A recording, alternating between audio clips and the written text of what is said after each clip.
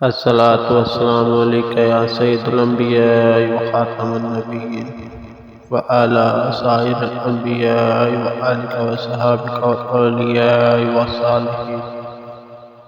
تعارف سورۃ الفاتحہ۔ نام صرف قرآن مجید کی ترتیب میں سب سے پہلی سورت ہے، بلکہ یہ پہلی وہ سورت ہے جو مکمل طور پر نازل ہوئی۔ اس سے پہلے کوئی سورت بھی نہیں نازل ہوئی تھی، بلکہ بعض سورتوں کی کچھ آیات آئی تھی۔ اس سورت کو قرآن کریم کے شروع میں رکھنے کا منشا بظاہر یہ ہے کہ جو شخص قرآن کریم سے ہدایت حاصل کرنا چاہتا ہو، اس سے سب سے پہلے اپنے خالق مالک کی صفات کا اعتراف کرتے ہوئے اس کا شکر ادا کرنا چاہیے، اور ایک حق کے مطلبگار کی طرح اسی سے ہدایت مانگنی چاہیے۔ چنانچہ اس میں بندوں کو وہ دعا سکھائی گئی ہے جو ایک طالب حق کو اللہ سے مانگنی چاہیے، یعنی سیدھے راستے کی دعا۔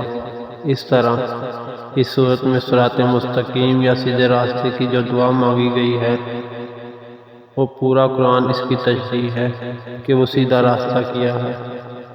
عربی کے قاعدے سے رحمان کے معنی ہے وہ ذات جس کی رحمت بہت وسیع ہو، یعنی اس کا رحمت کا فائدہ سب کو پہنچتا ہو، اور رحیم کے معنی وہ ہے وہ ذات جس کی رحمت بہت زیادہ ہو، یعنی جس پر وہ مکمل طور پر ہو۔